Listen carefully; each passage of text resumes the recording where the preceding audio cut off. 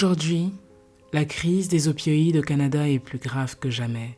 Aujourd'hui, 20 personnes vont mourir d'overdose. 19 d'entre elles seront accidentelles. Aujourd'hui, nous pouvons choisir d'écouter. Nous pouvons choisir de faire quelque chose. Aujourd'hui, nous vous présentons Jess. Jess est une personne. Elle est aussi une maman. Elle a une belle carrière et elle adore jouer au basket. Jess est aussi une personne qui consomme des opioïdes. You know, I grew up, I had a great family, a great mom. I was loved as a kid. I was pretty athletic and into sports. That was kind of what kept me going. And when I was 15 years old, I had a major injury. Wasn't able to play sports anymore, which really took away a lot from my life. But at the same time, was given a giant script of opiates to control the pain. It controlled the pain, it took care of the loneliness, and it made me feel great as a person. So that was about 25 years ago. I've had a lot of different avenues. I've had a lot of different experiences. I've experienced drug use as somebody in a privileged position, and I've spent a lot of time on the other side being treated really poorly, really badly, and I think that stuff just kind of sunk in, and I began to see myself as that person.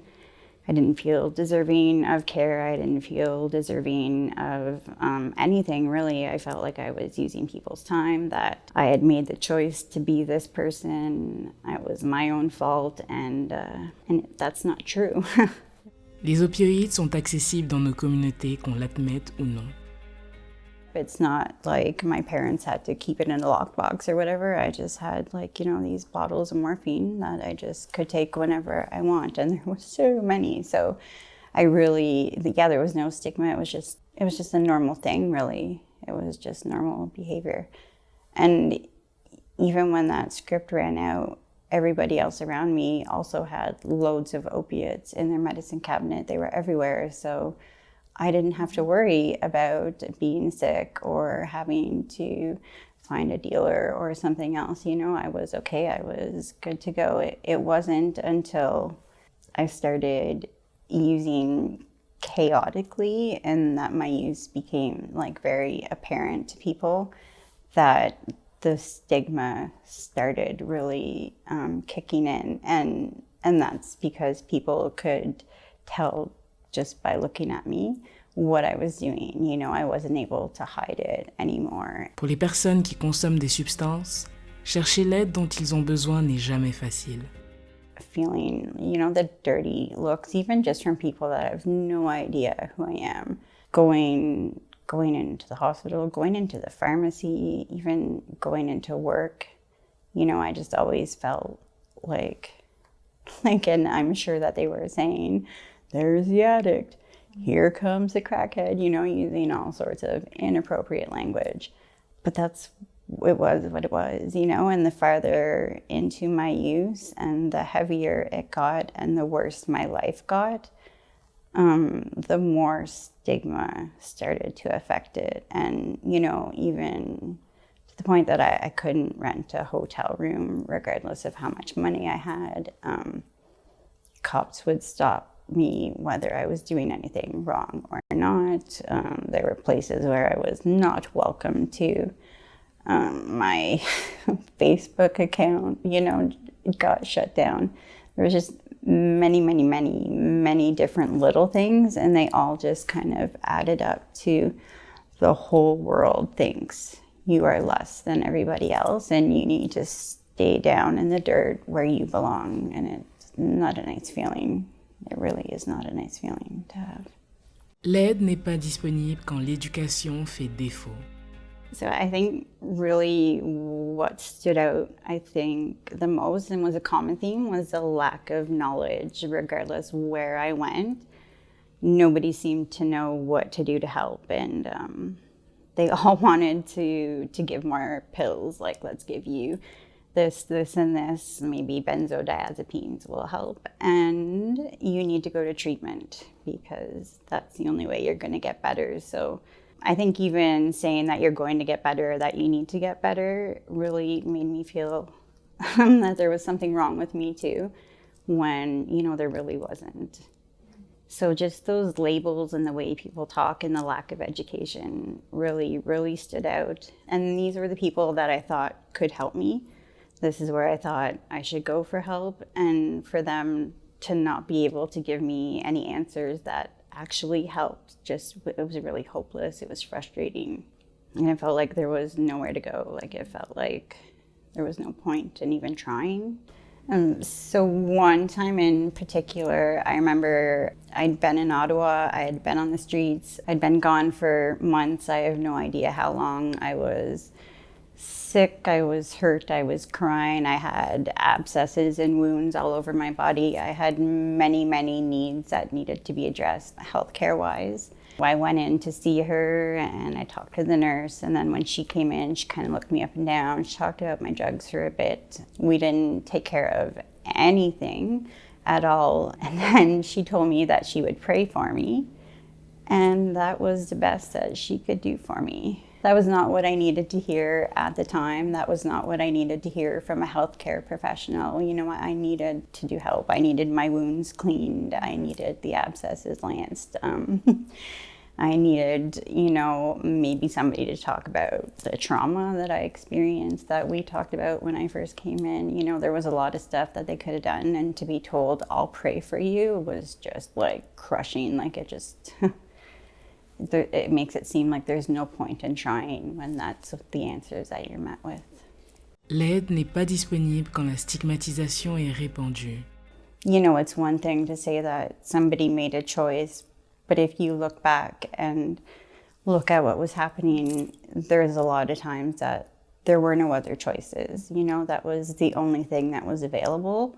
And even still today, that's, if someone is keeping well, they're not making a choice to do drugs. They're just trying to survive. They're just trying to get through the day. They're not trying to commit a crime. They're not trying to be a drug user that's doing something bad. They're literally just trying to be okay so that they can survive the day.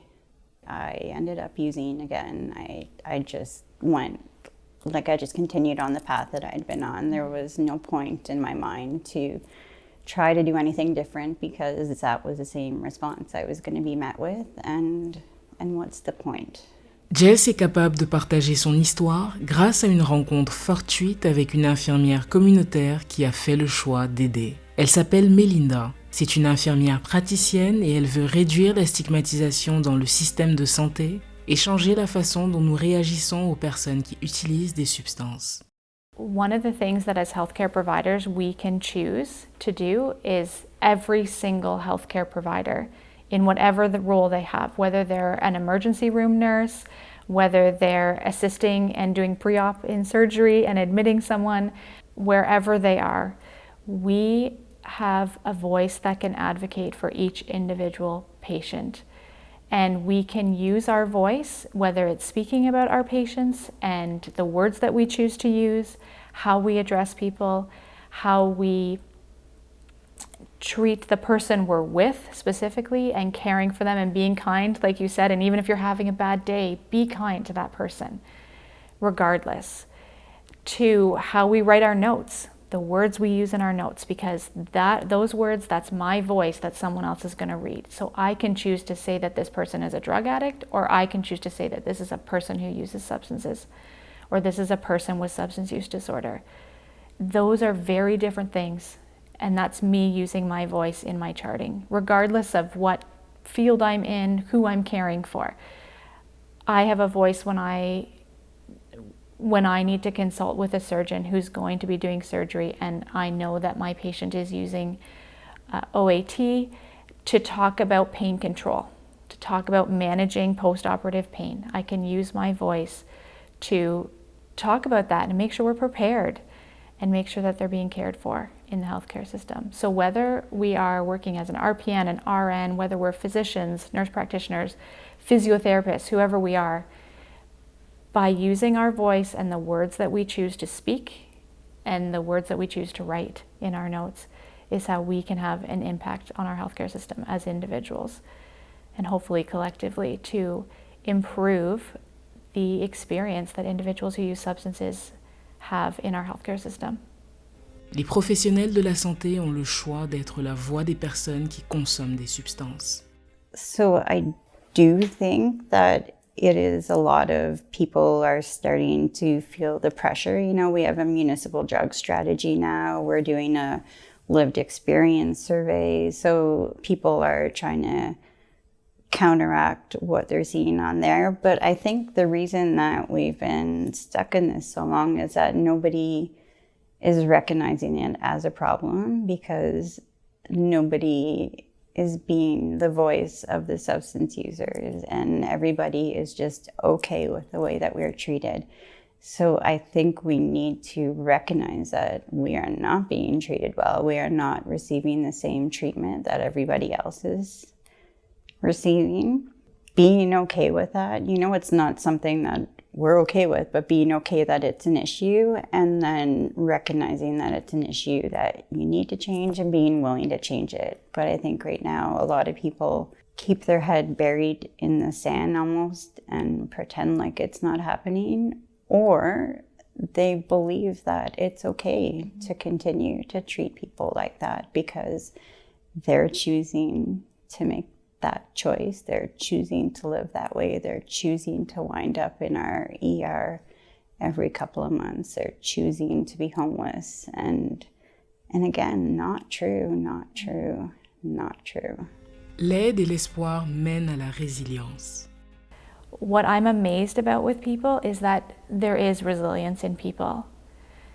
But it's really hard to find your own inner resilience if you don't have the external support. And so that was an opportunity where your inner resilience and who you were as a person inside of you, and my opportunity in my role, and my passion for caring for people and meeting them where they're at, and leaving all of the history aside and just being with that person and caring for them as a person and nothing other than that. Those met and helped us on this path, and like you said, with many other providers and people involved. And that's where, if we as healthcare providers see people and just know that inside of them there's some resilience, and honestly in individuals who use substances there's a lot of inner resilience because that's how they're surviving. And if we can tap into that and be kind to them and care for them and meet them where they're at, then those two things together, I really believe, and that's why I've spent my career doing this, is what can help change the trajectory of someone's path. Yeah, I love where I'm at now because I've had a ton of support. But what I do right now is peer support and try to, make sure the people that are still out there are using safely, have naloxone, have somebody to talk to, have somebody that's been there, have somebody that, knows everything about them and doesn't think they're a bad person. And so that's kind of what my role is. I work out of the OAT clinic downtown, sometimes out in the community.